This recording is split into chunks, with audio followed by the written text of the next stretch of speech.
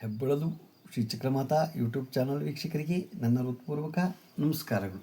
ಸುಭಾಷಿತ: ಭಾವನೆಗೆ ಬೆಲೆ ಕೊಡುವ ವ್ಯಕ್ತಿ ಬದುಕಿನಲ್ಲಿ ಬಡವನಾದರೂ ಆತನೊಂದಿಗೆ ಬದುಕು.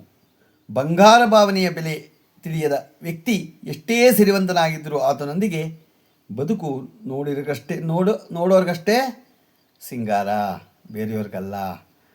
ಭಾವನೆಗೆ ಬೆಲೆ ಕೊಡಬೇಕು. ಯಾರೇ ವ್ಯಕ್ತಿ ಭಾವನೆಗೆ ಯಾರು ಬೆಲೆ ಕೊಡ್ತಾರೋ ಆ ವ್ಯಕ್ತಿ ಬಡವನಾದರೂ ಆತನೊಂದಿಗೆ ಬದುಕಬೇಕು. ಸಿರಿವಂತನಾಗ್ಬಿಟ್ಟು ಅವನು ಇದಕ್ಕೆ ಭಾವನೆಗೆ ಬೆಲೆ ಕೊಡದೆ ಹೋದರೆ ಆತನೊಂದಿಗೆ ಬದುಕಲು ಅಸಾಧ್ಯ, ಕಷ್ಟ. ತಿಳ್ಕೋಬೇಕು. ಜನ ತಿಳ್ಕೊಂಡಾಗ ಅರ್ಥಕೋಬೇಕೇ ಹೊರತು ಈಗ ಎಲ್ಲರೂ ಬಂಗಾರ ಚಿನ್ನಕ್ಕೆ ಬೆಲೆ ಕೊಡ್ತಿದ್ದಾರೆ ಹೊರತು ಭಾವನೆಗೆ ಬೆಲೆ ಕೊಡ್ತಾ ಇಲ್ಲ. ಅದನ್ನು ಅರ್ಥಕೋಬೇಕು. ಇವತ್ತು ನಾವು ದಿನಪಂಚಾಂಗಕ್ಕಿಂತ ಮುಂಚೆ ಹಳೆಗನ್ನಡದ ಕವಿಗಳ ಬಗ್ಗೆ ತಿಳ್ಕೊಳ್ಳೋಣ. ಪಂಪ, ರನ್ನ, ಜನ್ನ ಮುಂತಾದ ಹಳೆಗನ್ನಡದ ಕವಿಗಳು ತಮಗೆ ಅನ್ನ ಆಶ್ರಯ ನೀಡಿದ ರಾಜರನ್ನು ಭಗವಂತನಿಗೆ, ರಾಮ, ಕೃಷ್ಣ ಅಥವಾ ತೀರ್ಥಂಕರಿಗೆ ಹೋಲಿಸಿ ಕಾವ್ಯಗಳನ್ನು ರಚಿಸುತ್ತಿದ್ದರು. ಆದರೆ 12-13ನೇ ಶತಮಾನದಲ್ಲಿ ಹರಿಹರ ಕವಿಯು ಈ ಪದ್ಧತಿಯನ್ನು ತೀವ್ರವಾಗಿ ವಿರೋಧಿಸಿದನು. ಕ್ಷಣಿಕವಾಗಿ ಬಂದು ಹೋಗುವ ತಪ್ಪುಗಳನ್ನೇ ಮಾಡುವ ಸಾಮಾನ್ಯ ಮನುಷ್ಯರನ್ನು ದೇವರೆಂದು ಕೊಂಡಾಡುವುದು ತಪ್ಪು ಎಂಬುದು ಅವರ ದೃಢ ನಿಲುವಾಗಿತ್ತು. ಹಂಪೆಯ ವಿರೂಪಾಕ್ಷ ಸನ್ನಿಧಿಯಲ್ಲಿ ನೆಲೆಸಿದ್ದ ಹರಿಹರ ಕವಿಯು ನಾನು ಶಿವನನ್ನು ಬಿಟ್ಟು ಬೇರೆ ಯಾವ ಮಾನವರನ್ನೂ ಕಾವ್ಯದಲ್ಲಿ ಹೋಗುವುದಿಲ್ಲ ಎಂದು ಪ್ರತಿಜ್ಞೆ ಮಾಡಿದರು. ಹೀಗಾಗಿ ಅವರು ಯಾವುದೇ ರಾಜನ ಆಸ್ಥಾನಕ್ಕೆ ಹೋಗಿ ಕೈಚಾಚಲಿಲ್ಲ ಮತ್ತು ಯಾರಿಗೂ ತಲೆಬಾಗಲಿಲ್ಲ. ರಾಜರ ಯುದ್ಧಗಳು, ಅವರ ಭೋಗ ಜೀವನ ಮತ್ತು ಅಹಂಕಾರವನ್ನು ಹೊಗಳುವ ಕಾವ್ಯಗಳು ಸಮಾಜಕ್ಕೆ ಒಳ್ಳೆಯದಲ್ಲ ಎಂದು ಅವರು ಭಾವಿಸಿದ್ದರು. ಬದಲಿಗೆ ಸಾಮಾನ್ಯರಾಗಿದ್ದರು. ಭಕ್ತಿಯಿಂದ ಉನ್ನತ ಮಟ್ಟಕ್ಕೆ ಏರಿದ ಬಸವಣ್ಣ, ಅಲ್ಲಮಪ್ರಭು, ಅಕ್ಕಮದೇವಿ, ನಂಬಿಯಣ್ಣ ಮುಂತಾದ ಶಿವಶರಣ ಸರಳ ಕಥೆಗಳನ್ನು ರಗಳೆಯ ರೂಪದಲ್ಲಿ ಬರೆಯಲು ಅವರು ನಿರ್ಧರಿಸಿದರು. ಹರಿಹರ ಕವಿಯು ತಮ್ಮ ಪ್ರೀತಿಯ ಶಿಷ್ಯ ಹಾಗೂ ಸೋದರಳಿಯನಾಗಿದ್ದ ರಾಘವಾಂಕನು ಇದೇ ಹಾದಿಯಲ್ಲಿ ನಡೆಯಬೇಕೆಂದು ಹರ್ಷಿಸಿದರು. ಆದರೆ ರಾಘವಾಂಕನು ಸತ್ಯ ಹರಿಶ್ಚಂದ್ರನ ಕಥೆ ಇದ ಪ್ರಭಾವಿತರಾಗಿ ಹರಿಶ್ಚಂದ್ರ ಕಾವ್ಯವನ್ನು ಬರೆದನು. ಹರಿಶ್ಚಂದ್ರನು ಒಬ್ಬ ಮಾನವ ಹಾಗೂ ರಾಜನಾಗಿದ್ದರಿಂದ ಆ ಕಾವ್ಯವು ಹರಿಹರ ಕವಿಗೆ ತೀವ್ರ ಕೋಪವನ್ನು ತರಿಸಿತು.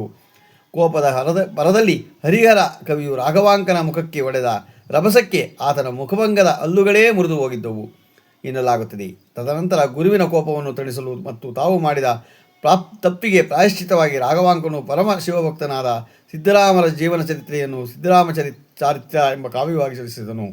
ಸಿದ್ದರಾಮರು ಕೇವಲ ಮೂರ್ತಿ ಪೂಜೆಗೆ ಸೀಮಿತವಾಗದೆ ಜಲಕಲ್ಯಾಣಕ್ಕಾಗಿ ಕಟ್ಟೆಗಳನ್ನು ಕಟ್ಟುವುದು ಮತ್ತು ಅನ್ನದಾಸೋಹ ಮಾಡುವುದರಲ್ಲಿ ನಿಜವಾದ ಶಿವನನ್ನು ಕಂಡುಕೊಂಡರು. ಕಾವ್ಯ ಮುಗಿದ ನಂತರ ರಾಘವಾಂಕನು ಅದನ್ನು ಗುರು ಹರಿಹರರಿಗೆ ಓದಿ ಕಳಿಸಿದನು. ಇಂಥ ಒಬ್ಬ ಶ್ರೇಷ್ಠ ಶಿವಭಕ್ತ ಹಾಗೂ ಸಮಾಜ ಸುಧಾರಕನ ಪವಿತ್ರ ಕಥೆಯನ್ನು ಸೊಗಸಾದ ಕಾವ್ಯದ ರೂಪದಲ್ಲಿ ಕೇಳಿದ ಹರಿಹರ ಕವಿಯು ಕೋಪವು ಪೂರ್ತಿಯಾಗಿ ತಣ್ಣಗಾಯಿತು. ಅವರು ತಕ್ಷಣವೇ ತಮ್ಮ ಪ್ರೀತಿಯ ಶಿಷ್ಯರನ್ನು ಹತ್ತಿರಕ್ಕೆ ಕರೆದು ಅಪ್ಪಿಕೊಂಡು ಆನಂದ ಬಾಷ್ಪ ಸುರಿಸಿದರು.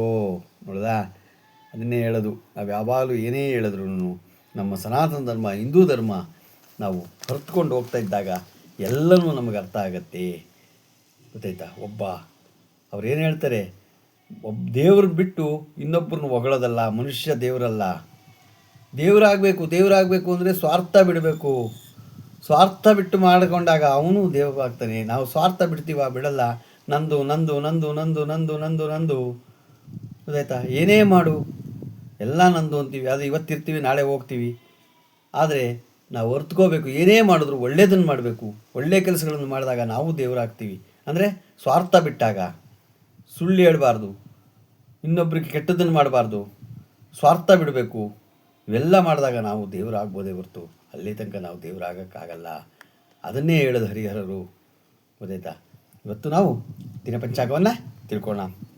ದಿನಾಂಕ 15/7/2026 ಬುಧವಾರ, ಶ್ರೀ ಪರಾಭವ ನಾಮ ಸಂವತ್ಸರ, ಉತ್ತರಾಯಣ, ಆಷಾಢ ಮಾಸ, ಗ್ರೀಷ್ಮ ಋತು, ಶುಕ್ಲಪಕ್ಷ, ತಿಥಿ ಪಾಡ್ಯ, ಹಗಲು 1:40, ನಕ್ಷತ್ರ ಪುಷ್ಯ, ರಾತ್ರಿ 12:44, ಮಳೆ ಪುನರ್ವಸು 4ನೇ ಪಾದ, ರಾಹುಕಾಲ 12:28ರಿಂದ 2 ಗಂಟೆ 4 ನಿಮಿಷ, ಗುಳಿಕ ಕಾಲ 10:52ರಿಂದ 12:28, ಯಮಗಂಟ ಕಾಲ 7:40ರಿಂದ 9:16. ಇವತ್ತು ಯಾರು ಹುಟ್ಟುಹಬ್ಬ ಆಚರಣೆ ಮಾಡ್ಕೊತಿದ್ರು, ಮದುವೆಯಾದ ದಂಪತಿಗಳು ವಾರ್ಷಿಕೋತ್ಸವ ಆಚರಣೆ ಮಾಡ್ಕೊತಿರೋರಿಗೆ ನಮ್ಮ ಹೆಬ್ಬಳಲು ಶ್ರೀ ಚಕ್ರಮಾತಾ ಯೂಟ್ಯೂಬ್ ಚಾನಲ್ ಕಡೆಯಿಂದ ಶುಭಕಾಮನೆಗಳನ್ನು ತಿಳಿಸ್ತೀವಿ. ದೇವರು ಅವರಿಗೆ ಆಯುಸ್ಸು, ಆರೋಗ್ಯ, ಐಶ್ವರ್ಯ ಎಲ್ಲ ಕೊಟ್ಟು ಕಾಪಾಡಲಿ ಅಂತ ಕೇಳ್ಕೊತೀನಿ.